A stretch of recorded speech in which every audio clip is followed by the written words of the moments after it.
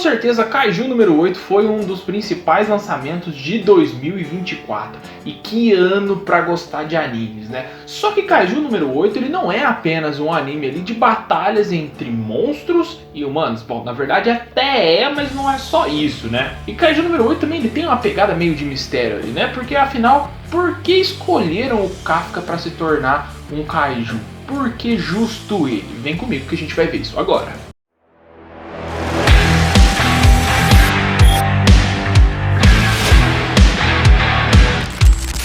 Olá, eu sou o Trovó e eu nem preciso falar pra você o motivo que faz com que o Kaiju número 8 seja um sucesso tão grande, né? Isso porque o mangá escrito pelo Naoya Matsumoto, ele já vem sendo lançado desde 2020 pela Shonen Jump e desde então arrasta uma multidão de fãs. Recheado de lutas insanas, né? O Kaiju número 8, ele acompanha a história do Hibino Kafka, que tem o sonho de se tornar aí um membro do esquadrão, né, da Força de Defesa. Essa Força de Defesa, ela existe justamente porque nesse mundo, kaijus, que são monstros aí enormes, eles aparecem a toda hora e tacam realmente o terror em tudo. E assim como diversas outras pessoas na história, os kaijus também mataram pessoas importantes para o Kafka e para Mino, que é outra personagem muito importante, que é amiga de infância do Kafka e que hoje ela é capitã da Força de Defesa número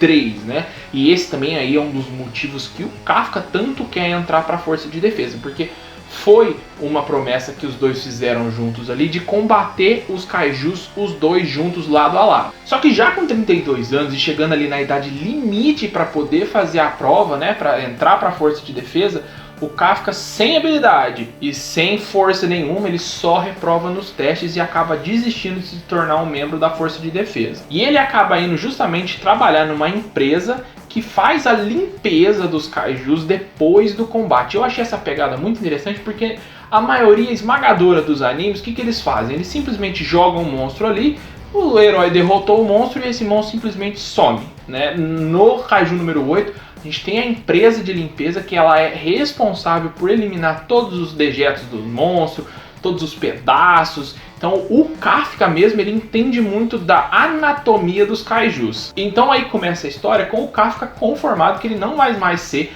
membro da Força de Defesa, ele não vai mais conseguir passar no teste. Só que isso muda quando aparece o Reno Ishikawa, né? O Reno, ele vem primeiro para ser o aprendiz do Kafka na Força de Limpeza ali, né? Na empresa de limpeza. Só que o Reno, ele tem a vontade também de ser membro da defesa. Isso faz com que o Kafka reviva essa vontade de ser um soldado novamente para combater os kaijus, e os dois acabam indo prestar juntos o exame pela última vez. Só que antes deles realmente poderem prestar o exame, tanto o Reno quanto o Kafka, eles acabam ali se envolvendo depois de uma missão de limpeza ali com os kaijus e acabam indo para o hospital. E é no hospital que realmente começa a história do Kaiju número 8. Enquanto os dois ainda estão ali no hospital, aparece um Kaiju pro Kafka, e esse Kaiju aí, no maior estilo parasita, acaba entrando na boca do Kafka. Só que isso aí acaba levantando algumas perguntas. Quem é esse parasita? Por que ele escolheu o Kafka? Como que o Ishikawa, que estava do lado ali, né, o Reno Ishikawa, estava do lado do Kafka, não escutou, não sentiu a presença desse parasita? Isso porque antes do parasita entrar na boca do Kafka, os dois trocaram uma ideia ali, cara. Teve pelo menos um diálogozinho ali antes de tudo acontecer.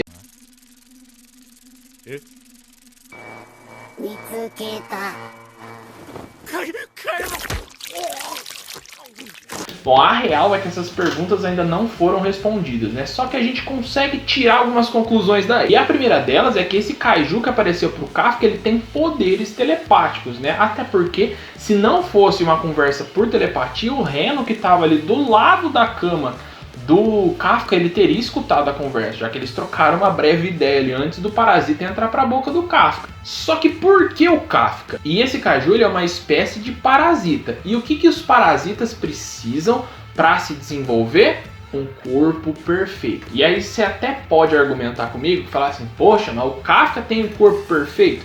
Eu até vou concordar que não, mas é justamente por isso que ele escolheu o Kafka. Porque pensa comigo, se ele escolhe qualquer outro personagem, né? Se o Kaiju escolhe qualquer outro personagem para parasitar, Como que ele vai se desenvolver? Sendo que uma das premissas principais, né, dele é realmente se desenvolver enquanto ele come o corpo por dentro, né, enquanto ele se alimenta do corpo. Se o personagem que ele escolhe tem o poder suficiente para poder derrotá-lo, ele não ia conseguir se desenvolver. Você concorda comigo? Então o Kafka, por ele não ter habilidade nenhuma, né, não ter força nenhuma, ele acaba se tornando ali o parasita, o corpo perfeito pro parasita, né? E isso acaba ficando bem claro no combate entre o Kafka e o comandante Shinomiya, né? Quando ele é capturado lá, para você que não viu, ó o baita spoiler aí, mas quando ele é capturado lá, o Shinomiya vai batalhar com ele e o Kafka simplesmente perde o controle do Kaiju, né? Pelas condições da batalha, o Kaiju assume 100% do controle. Então a gente já pode tirar essa conclusão que uma das principais razões do parasita chegar no Kafka é para poder assumir o controle e se tornar o Kaiju que ele é, só que ele não pode se desenvolver sem um hospedeiro. Isso tudo a gente só pode imaginar, a gente só pode presumir, porque até agora no mangá não foi dito o porquê desse Kaiju parasita ter escolhido o Kafka, por que ele foi até o Kafka, nada, não foi respondido nada, né? Então a gente só pode imaginar justamente isso. E outro detalhe importante é que esse Kaiju, ele tem um grande ressentimento contra outros Kaijus também. Porque se não fosse esse ressentimento, ele não iria deixar com que os poderes dele fossem justamente usados para combater outros Kaijus, né? Então é mais um paralelo que a gente pode traçar aí.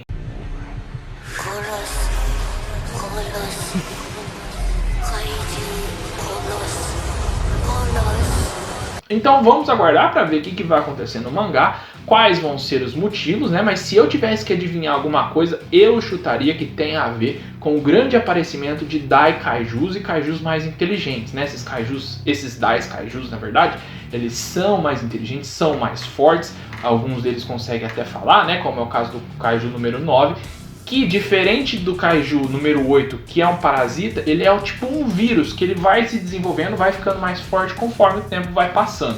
Bom, é isso. Se você gostou desse vídeo, eu peço que deixe o like, é muito importante pra gente crescer também, né? E se você não é inscrito por aqui, já se inscreva, não custa nada, a gente tá crescendo aí. Muito obrigado pra quem já se inscreveu e tá assistindo esse vídeo até aqui, viu? Eu vou ficando por aqui, aquele abraço, fui!